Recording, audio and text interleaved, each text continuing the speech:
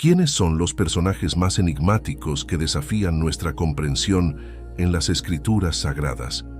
¿Qué secretos ocultan los 13 hombres más misteriosos de la Biblia, cuyas historias han intrigado a estudiosos y creyentes durante siglos? En las profundidades de este libro antiguo, más allá de las narraciones familiares, se esconden figuras cuya presencia y acciones evocan más preguntas que respuestas. Desde profetas que descienden de las montañas con mensajes divinos, hasta reyes cuyas vidas están envueltas en misterio, estos personajes invitan a explorar los secretos ocultos en sus vidas y el impacto duradero de sus legados. Este video te llevará a través de la historia, la fe y el misterio mientras desentrañamos las historias de los 13 hombres más misteriosos de la Biblia. Número 1. Melquisedec, sacerdote rey de Salem. Melquisedec es una figura enigmática que aparece brevemente en la Biblia, específicamente en el libro de Génesis, en los versículos 18 al 20 del capítulo 14. Su aparición es tan misteriosa como significativa y ha sido objeto de mucho debate y especulación teológica a lo largo de los siglos. Melquisedec es mencionado por primera vez en el contexto de una reunión con Abraham, quien más tarde sería conocido como Abraham. Después de que Abraham regresa victorioso de una batalla contra varios reyes para rescatar a su sobrino Lot, Melquisedec sale a su encuentro. El pasaje bíblico lo describe así: y Melquisedec, rey de Salem y sacerdote del Dios Altísimo, sacó pan y vino, y bendijo a Abraham diciendo: bendito sea Abraham del Dios Altísimo, creador de los cielos y de la tierra, y bendito sea el Dios Altísimo, que entregó a tus enemigos en tu mano, y le dio a Abraham los diezmos de todo. Génesis 14, 18, 20. Lo que hace a Melquisedec particularmente intrigante es su doble papel como rey y sacerdote. Es el rey de Salem, que se cree generalmente que es la antigua ciudad de Jerusalén. Además, es sacerdote del Dios Altísimo, lo que sugiere un conocimiento y un culto a Dios que preceden a la ley mosaica y al sacerdocio levítico. En el Nuevo Testamento, Melquisedec es mencionado nuevamente en la Epístola a los Hebreos, capítulos 5, 6 y 7. El autor de Hebreos lo presenta como una figura que prefigura a Jesucristo, argumentando que Jesús es un sacerdote según el orden de Melquisedec, Hebreos 7:17, lo que significa que su sacerdocio es eterno y superior al sacerdocio levítico. Melquisedec es visto como una tipología de Cristo por varias razones. Primero, eternidad. Melquisedec aparece sin genealogía ni linaje, lo que simboliza su carácter eterno. Esto se compara con Cristo, quien tiene un sacerdocio eterno. Segundo, realeza y sacerdocio. Como rey y sacerdote, Melquisedec une dos roles que en Israel estaban separados. Cristo es también rey y sacerdote, uniendo en sí mismo estas dos funciones. Tercero, bendición y diezmos. Melquisedec bendice a Abraham y recibe diezmos de él, lo que indica su superioridad espiritual. Esto se usa para argumentar la superioridad del sacerdocio de Cristo sobre el de los levitas. La identidad exacta de Melquisedec ha sido objeto de mucha especulación. Algunos lo ven como una aparición teofánica, una manifestación divina de Cristo en el Antiguo Testamento. Otros creen que podría haber sido un rey cananeo que adoraba al Dios verdadero. Su papel y su naturaleza continúan siendo un misterio fascinante para los estudiosos de la Biblia. Número 2. José Barsabás, el candidato para reemplazar a Judas Iscariote. José Barsabás, también conocido como Justo, es una figura notable en el Nuevo Testamento que fue considerado como uno de los candidatos para ocupar el lugar dejado por Judas Iscariote entre los 12 apóstoles. Después de que Judas Iscariote traicionara a Jesús y se quitara la vida, los apóstoles restantes sintieron la necesidad de reemplazar su posición dentro del grupo selecto de 12. En el libro de los Hechos de los Apóstoles, capítulo 1, versículos del 21 al 26, se narra cómo se llevó a cabo este proceso. El relato en la Biblia es narrado de la siguiente manera: es necesario, pues, que de estos hombres que han estado juntos con nosotros todo el tiempo que el Señor Jesús entraba y salía entre nosotros, comenzando desde el bautismo de Juan hasta el día en que de entre nosotros fue recibido arriba, uno se ha hecho testigo con nosotros de su resurrección. Y señalaron a dos, a José llamado Barsabás, que tenía por sobrenombre Justo, y a Matías. Y orando dijeron: Tú, Señor, que conoces los corazones de todos, muestra cuál de estos dos has escogido, para que tome el lugar de este ministerio y apostolado, del cual desvió Judas para irse a su propio lugar. Y les dieron suerte, y cayó la suerte sobre Matías, y fue contado con los 11 apóstoles. Hechos 1:21-26. José Barsabás es descrito como uno de los dos candidatos sugeridos por los apóstoles para ocupar el lugar vacante. Se le conoce también por el sobrenombre Justo, posiblemente para distinguirlo de otros con el mismo nombre. Su apellido, Barsabás, sugiere una conexión con la comunidad judía, ya que Bar significa hijo en arameo. Aunque Matías fue finalmente elegido por sorteo para reemplazar a Judas Iscariote, la inclusión de José Barsabás como uno de los candidatos muestra su reconocimiento y aceptación dentro del círculo íntimo de discípulos de Jesús. Este evento subraya la importancia de la comunidad y la elección divina en la organización inicial de la iglesia primitiva. La breve mención de José Barsabás en el relato de los Hechos subraya su papel en un momento crucial de la historia cristiana temprana. Aunque no fue seleccionado como el 12º apóstol, su disposición para asumir esa responsabilidad es un testimonio de su fe y compromiso con la causa de Cristo. Su historia también invita a la reflexión sobre la importancia de la elección divina y la dirección espiritual en la vida de la Iglesia. Número 3. El discípulo amado, una figura enigmática del Evangelio de Juan. El discípulo amado es una figura intrigante y enigmática mencionada en el Evangelio de Juan, uno de los 4 evangelios canónicos del Nuevo Testamento. Su identidad ha sido objeto de debate y especulación a lo largo de los siglos, y aunque no se menciona por nombre propio en el texto, su relación cercana con Jesús es evidente a lo largo del relato. El término discípulo amado se utiliza en varias instancias clave dentro del Evangelio de Juan. Aquí se destacan algunos pasajes significativos. 1. La última cena. Durante la última cena, se describe cómo este discípulo estaba recostado al lado de Jesús, cerca de su pecho. Juan 13:23-25.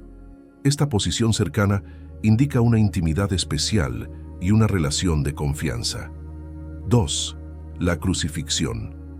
En el momento de la crucifixión de Jesús, este discípulo es el único que permanece junto a María, la madre de Jesús, demostrando un cuidado filial hacia ella, según las palabras de Jesús desde la cruz. Juan 19:26-27. 3. El sepulcro vacío. En el relato de la resurrección, este discípulo llega primero al sepulcro vacío, después de la noticia de María Magdalena, y corre junto con Pedro para verificar lo que ella había dicho. Juan 20:1-10. La identidad exacta del discípulo amado no se revela explícitamente en el texto. Sin embargo, se han propuesto varias teorías y opiniones a lo largo de la historia cristiana. Tradicionalmente, muchos han identificado al discípulo amado con Juan, uno de los 12 apóstoles y autor tradicional del Evangelio de Juan, así como de las epístolas de Juan y el libro del Apocalipsis. Algunos estudiosos sugieren que el discípulo amado podría ser un seguidor de Jesús distinto de los 12 apóstoles, posiblemente un líder dentro de la comunidad judeocristiana primitiva en Jerusalén. Independientemente de su identidad específica, el discípulo amado juega un papel significativo en el Evangelio de Juan. Su cercanía con Jesús y su participación en eventos cruciales como la última cena, la crucifixión y la resurrección resaltan la importancia de la relación personal con Cristo y la responsabilidad de cuidar a la comunidad cristiana emergente. El discípulo amado representa la profundidad del amor y la intimidad que uno puede tener con Jesús. Su testimonio dentro del Evangelio de Juan enfatiza la importancia del discipulado personal y la relación íntima con Cristo como aspectos centrales de la fe cristiana. Número 4. Simón el Mago. Simón el Mago es una figura mencionada en el Nuevo Testamento, específicamente en el libro de los Hechos de los Apóstoles, capítulo 8. Su historia ilustra un encuentro significativo con los primeros discípulos cristianos y las implicaciones de intentar manipular o comerciar con los dones espirituales. En Hechos 8, 9, 24 se narra cómo Simón el Mago, un hombre que practicaba la magia en Samaria y que había impresionado a muchos con sus artes, se convierte al cristianismo al escuchar el evangelio predicado por Felipe. Al creer y ser bautizado, se une a la comunidad cristiana. Después de su conversión, Simón observa cómo Pedro y Juan imponen las manos sobre los nuevos creyentes en Samaria, transmitiéndoles el Espíritu Santo. Impresionado por este poder espiritual, Simón les ofrece dinero, tratando de comprar la capacidad de impartir el Espíritu Santo, Hechos 8, 18, 19. Viendo Simón que por la imposición de las manos de los apóstoles se daba el Espíritu Santo, les ofreció dinero, diciendo: «Dadme también a mí este poder, para que cualquiera a quien yo impusiere las manos reciba el Espíritu Santo». Pedro reprende enérgicamente a Simón por su actitud, advirtiéndole que su corazón no está recto delante de Dios y exhortándole al arrepentimiento por su maldad y la amargura de su alma. Simón responde pidiendo a los apóstoles que oren por él para que no le sobrevenga ningún mal por lo que ha dicho. El incidente con Simón el Mago subraya varios puntos teológicos importantes. 1. La gracia no se puede comprar. Los dones espirituales, incluido el Espíritu Santo, no están sujetos a compra ni pueden ser adquiridos con dinero. Son dádivas de Dios que se otorgan según su soberana voluntad. 2. La verdadera conversión. Aunque Simón fue bautizado y mostró signos externos de conversión, su intento de comprar poder espiritual revela una falta de comprensión sobre la naturaleza de la fe y la gracia de Dios. 3. La advertencia contra la simonía.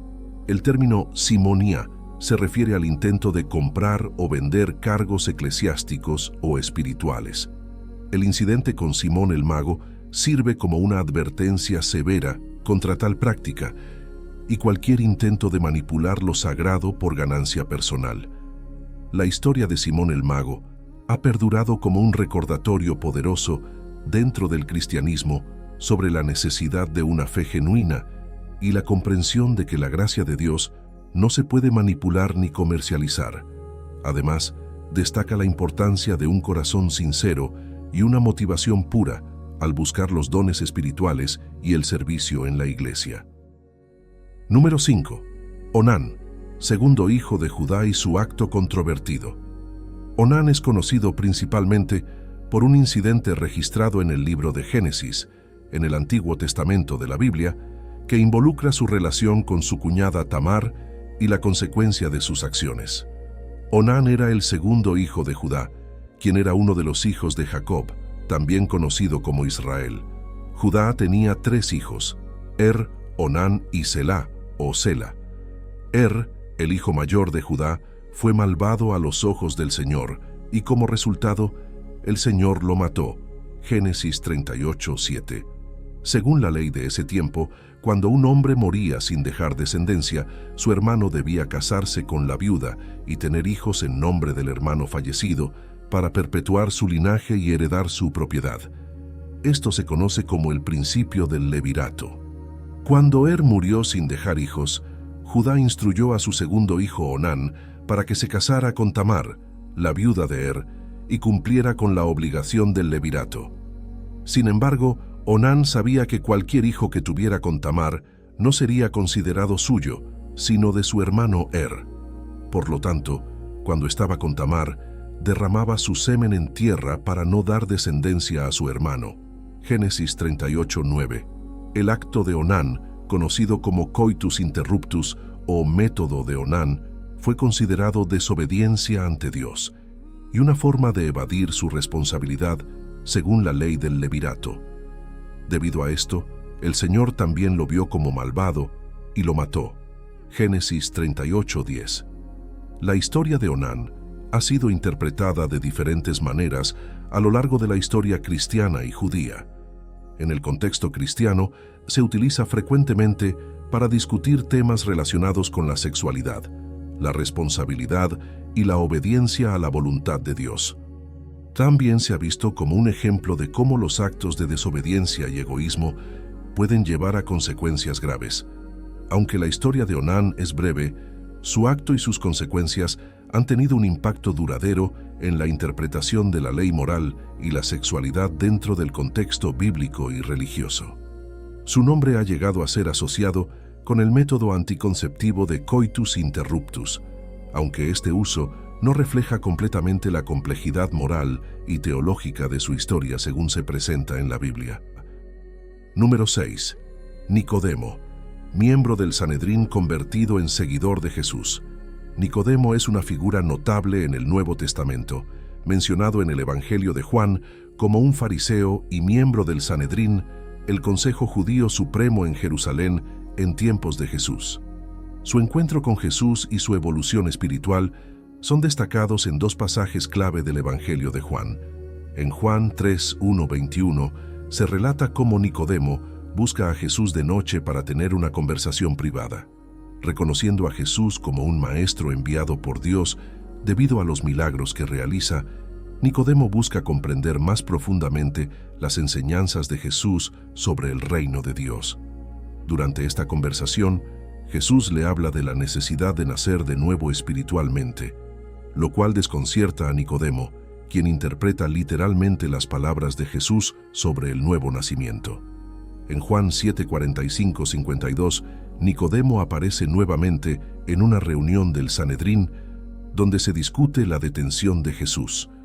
Aquí, Nicodemo cuestiona la premura del juicio sin escuchar primero a Jesús, defendiendo el principio de justicia y el derecho a un juicio justo, aunque sus palabras no son bien recibidas por los otros miembros del consejo. Después de la crucifixión de Jesús, Nicodemo es mencionado junto con José de Arimatea en Juan 19:38-42, donde ambos hombres toman la iniciativa de enterrar el cuerpo de Jesús en un sepulcro nuevo. Nicodemo aporta una mezcla de mirra y áloe, mostrando así su respeto y afecto hacia Jesús, a pesar de los riesgos políticos y religiosos que podría implicar su asociación con el cuerpo crucificado de Jesús. Nicodemo representa una figura que, a pesar de su posición privilegiada como fariseo y miembro del Sanedrín, muestra una búsqueda sincera de la verdad y una apertura al mensaje de Jesús. Su disposición para confrontar las normas establecidas y defender principios de justicia y respeto hacia Jesús demuestran un cambio espiritual significativo. La historia de Nicodemo subraya la importancia de la búsqueda sincera de la verdad y la disposición a enfrentar el cambio personal, incluso en medio de la oposición y el riesgo. Su transformación de un líder religioso respetado pero escéptico a un seguidor comprometido de Jesús ilustra la universalidad del mensaje de Cristo y la capacidad de transformación espiritual que ofrece a todos los que lo buscan. Número 7.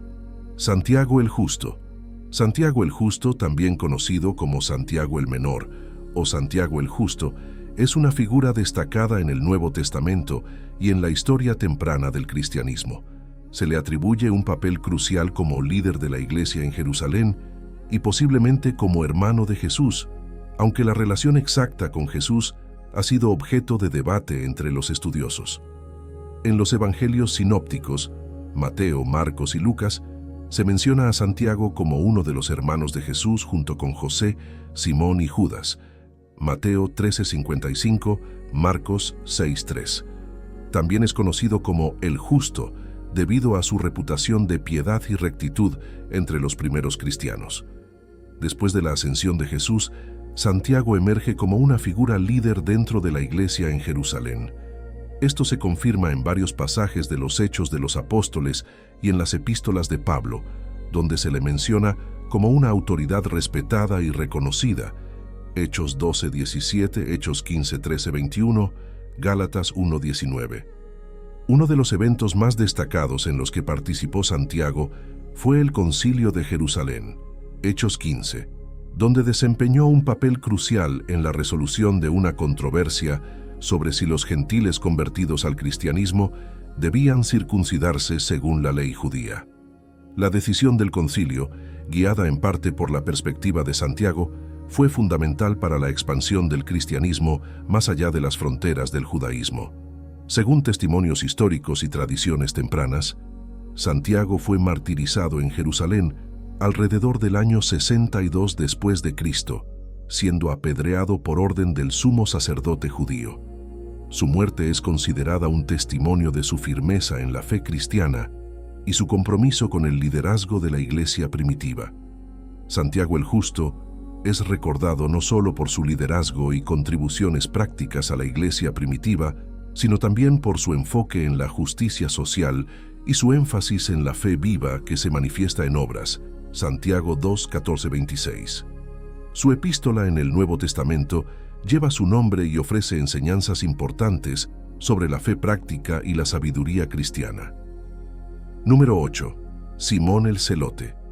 Simón el Celote es uno de los 12 apóstoles de Jesucristo, mencionado en los evangelios sinópticos y en el libro de los Hechos de los Apóstoles en el Nuevo Testamento. Su nombre, Celote o cananita, proviene del griego kananaios, que se traduce como celote, en referencia a su posible afiliación o simpatía con el movimiento celote judío. El movimiento celote era un grupo político y religioso judío que abogaba por la resistencia armada contra la ocupación romana en Judea. Los celotes buscaban la liberación política y religiosa de Israel, creían en la independencia nacional y estaban dispuestos a usar la violencia para lograr sus objetivos. Este contexto político proporciona un telón de fondo importante para entender la posible identificación de Simón como un celote. En los Evangelios, Simón el Celote es identificado como uno de los 12 apóstoles de Jesús. Mateo 10:4, Marcos 3:18, Lucas 6:15. Sin embargo, los Evangelios no ofrecen detalles específicos sobre su afiliación con el movimiento celote, dejando esta asociación principalmente a las interpretaciones históricas y contextuales. Como uno de los 12 apóstoles, Simón participó activamente en el ministerio de Jesús, testificando sus enseñanzas y milagros. Su decisión de seguir a Jesús y abandonar cualquier agenda política radical previa sugiere un cambio significativo en sus prioridades y convicciones. Tras la resurrección de Jesús y el descenso del Espíritu Santo en Pentecostés, Simón el Celote continuó siendo parte de la comunidad apostólica en Jerusalén. Aparece en los Hechos de los Apóstoles, donde se le menciona junto con los otros apóstoles, reunidos en oración y preparándose para la venida del Espíritu Santo. Hechos 1:13. La inclusión de Simón el Celote entre los 12 apóstoles destaca la diversidad dentro del círculo íntimo de seguidores de Jesús, que incluía tanto a cobradores de impuestos como a celotes, reflejando una amplia gama de experiencias y perspectivas sociales y políticas entre los primeros cristianos.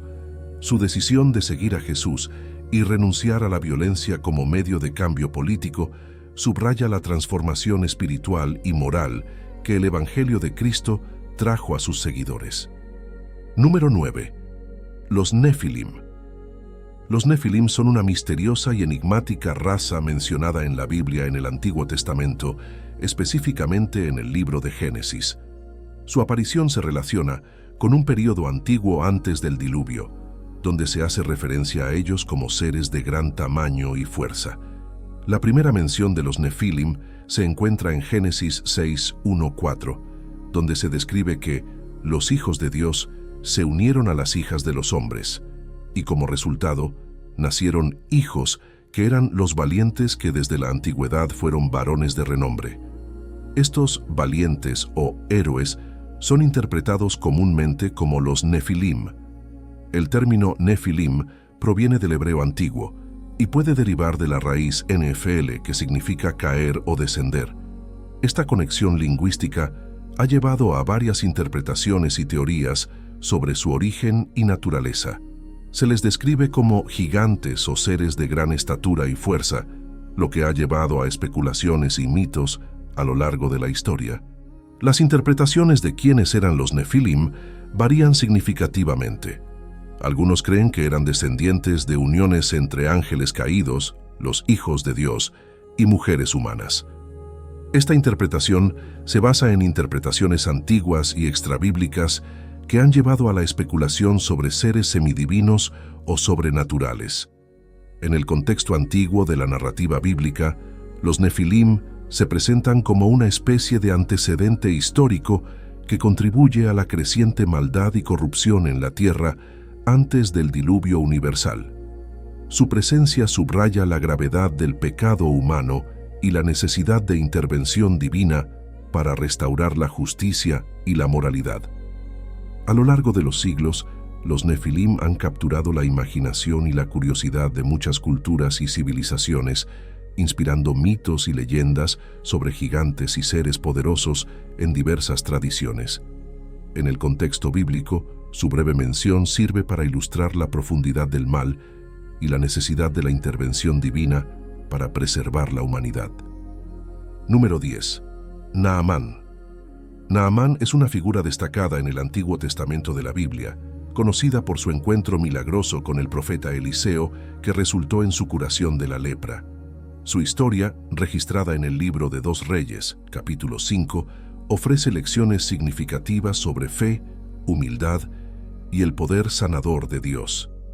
Naamán era un comandante militar sirio, altamente respetado y valorado por el rey de Siria debido a sus victorias militares. Sin embargo, a pesar de su éxito en el campo de batalla, Naamán sufría de lepra, una enfermedad grave y temida en ese tiempo que causaba deformidades y aislamiento social. A través de una joven cautiva israelita que servía en su casa, Naamán escucha sobre el profeta Eliseo en Samaria, quien podría sanarlo de su lepra. Animado por esta noticia, Naamán obtiene la autorización del rey de Siria para viajar a Israel con una gran cantidad de regalos y cartas diplomáticas. Cuando Naamán llega a la casa de Eliseo en Samaria, espera un tratamiento majestuoso y ceremonioso por parte del profeta. Sin embargo, Eliseo ni siquiera sale a recibirlo personalmente, sino que envía a un mensajero con instrucciones simples. Ve y lávate 7 veces en el Jordán, y tu carne se te restaurará, y serás limpio. 2 Reyes 5:10. Inicialmente, Naamán reacciona con incredulidad y orgullo ante las instrucciones de Eliseo, esperando un acto más espectacular o ceremonioso. Finalmente decide seguir el consejo del profeta y se sumerge 7 veces en el río Jordán, como se le había indicado. Al obedecer humildemente, Naamán experimenta un milagroso cambio en su piel. Su lepra desaparece y su carne se vuelve sana como la de un niño. Reconociendo el poder de Dios y la intervención divina a través de Eliseo, Naamán regresa a él para ofrecerle reconocimiento y gratitud, presentándole dones y confesando su fe en el Dios de Israel. La historia de Naamán ilustra la importancia de la humildad, la obediencia y la fe en la búsqueda de la sanidad y la redención divina. Además, destaca cómo Dios puede usar circunstancias aparentemente ordinarias para realizar milagros extraordinarios, demostrando su soberanía sobre toda enfermedad y aflicción. La narrativa de Naamán perdura como un testimonio poderoso de la misericordia y el poder sanador de Dios, disponible para todos aquellos que buscan sinceramente su intervención. Su historia inspira a los creyentes a confiar en Dios incluso en tiempos de enfermedad o dificultad, recordando que su gracia y su poder pueden transformar cualquier situación. Número 11. Ehud. Ehud es una figura destacada en el período de los jueces del Antiguo Testamento de la Biblia, conocido por su papel en la liberación de Israel de la opresión moabita. Su historia se narra en el libro de Jueces, capítulo 3, y ofrece un relato intrigante de coraje, estrategia y acción divinamente guiada. Después de la muerte de Josué y los ancianos que le sucedieron, Israel cayó en un ciclo de desobediencia, opresión y liberación bajo líderes conocidos como jueces. En este contexto, Israel había sido oprimido por Eglón, el rey moabita, durante 18 años debido a su desobediencia y alejamiento de Dios. Dios levantó a Ehud como un juez para liberar a Israel de la opresión de Eglón. Ehud era un hombre zurdo, una característica que se convirtió en un factor crucial en la historia. Como zurdo, Ehud ocultó un cuchillo corto bajo su ropa en su muslo derecho, un lugar donde los guardias no sospecharían que alguien podría esconder un arma. Ehud, enviado por Dios, llevó un tributo a Eglón como muestra de su misión. Después de presentar el tributo, se despidió del rey moabita y mientras salía, volvió sobre sus pasos y dijo al rey: «Tengo un mensaje secreto para ti, oh rey». Eglón, intrigado, hizo salir a todos sus sirvientes para que dejaran a Ehud solo con él en su cámara privada. Ehud aprovechó la oportunidad y sacó el cuchillo de su muslo derecho, apuñalando a Eglón en el vientre. El golpe fue tan profundo que la hoja desapareció en la grasa y Eglón murió rápidamente. Ehud escapó mientras los sirvientes de Eglón esperaban, creyendo que su rey estaba ocupado en sus necesidades personales. Después de asesinar a Eglón, Ehud cerró y aseguró la puerta de la cámara, dejando al rey muerto dentro. Luego, escapó hacia las colinas de Efraín y convocó a los israelitas a la batalla contra los moabitas. Su valiente acción inspiró a Israel a levantarse contra sus opresores. Con Ehud liderando la carga, los israelitas derrotaron a los moabitas en una batalla decisiva en el cruce del Jordán.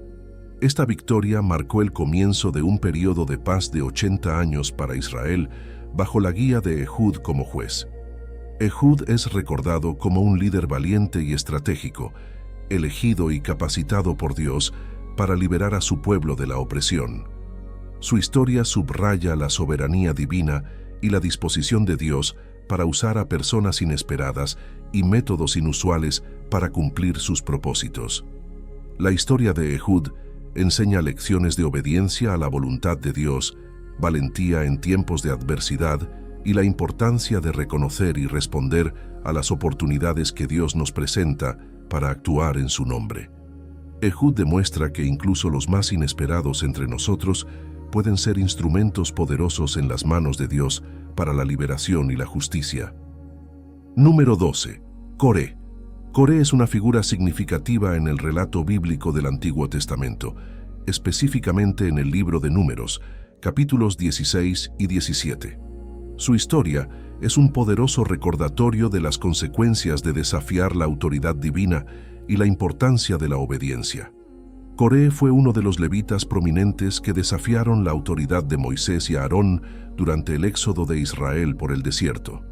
Junto con Datán, Abiram y otros 250 líderes israelitas, Coré se rebeló contra el liderazgo de Moisés y Aarón, argumentando que todo el pueblo de Israel era santo y que Moisés y Aarón no tenían autoridad especial sobre ellos. Números 16:1-3. Moisés, guiado por Dios, propuso una prueba para demostrar quién tenía la autoridad divina. Coré y sus seguidores fueron instruidos a presentarse con incienso delante del tabernáculo, mientras que Moisés y Aarón harían lo mismo. Sin embargo, antes de que la prueba pudiera llevarse a cabo, Dios intervino de manera dramática. Dios mostró su desaprobación hacia Coré y los rebeldes abriendo la tierra bajo sus pies. La tierra se abrió y tragó a Coré, Datán, Abiram y sus familias, junto con todos sus bienes. Además, 250 hombres que estaban con ellos fueron consumidos por fuego enviado por Dios como castigo. Números 16:31-35. La historia de Coré es recordada como un ejemplo trágico de las consecuencias de la rebelión contra la autoridad divina y la soberanía de Dios. Su rebelión y castigo sirven como recordatorio de la necesidad de respetar y seguir las instrucciones que Dios ha establecido para su pueblo y de la gravedad de desafiar su autoridad. Número 13. El profeta Isaías. Isaías es reconocido como uno de los profetas más prominentes y significativos en el Antiguo Testamento de la Biblia. Su impacto se extiende tanto por su mensaje profético como por la complejidad en la autoría del libro que lleva su nombre. Isaías profetizó durante un periodo crucial en la historia de Israel, aproximadamente entre los años 740 y 700 a.C., durante los reinados de varios reyes de Judá. Su ministerio abarcó momentos de crisis política, social y espiritual para el pueblo de Dios, particularmente ante la amenaza de las potencias asirias. El libro de Isaías es uno de los más extensos del Antiguo Testamento, compuesto por 66 capítulos. Se divide tradicionalmente en 3 secciones principales. Primero, Isaías 1:39. Contiene principalmente profecías de juicio y advertencia contra la idolatría, la injusticia social y la corrupción religiosa, tanto en Judá como en las naciones vecinas. Segundo, Isaías 40:55, conocido como el Libro de Consolación o Deutero-Isaías, presenta profecías de esperanza y restauración, enfocándose en el consuelo de Dios para su pueblo durante y después del exilio en Babilonia. Tercero, Isaías 56:66, a menudo llamado Trito Isaías, continúa con la temática de la restauración y el juicio, además de abordar temas de adoración verdadera y justicia social. La cuestión de la autoría de Isaías ha sido objeto de debate entre los estudiosos. La tradición judía y cristiana atribuye la autoría del libro en su totalidad a Isaías como un profeta singular inspirado por Dios. Sin embargo, la crítica histórica moderna sugiere una división en la autoría. Isaías 1:39. A menudo se atribuye a Isaías mismo debido a su enfoque en los eventos contemporáneos y su estilo literario único. Isaías 40:66. Se argumenta que fue escrito por un profeta anónimo posterior, a menudo llamado Deutero-Isaías o Segundo Isaías, durante el exilio en Babilonia, debido a su perspectiva teológica y temporal diferente. El mensaje de Isaías no solo proporciona una visión profunda de la relación entre Dios y su pueblo, sino que también establece fundamentos teológicos importantes para el judaísmo y el cristianismo. Isaías profetiza sobre la venida del Mesías, Isaías 7:14, 9:6-7, 53, 1:12.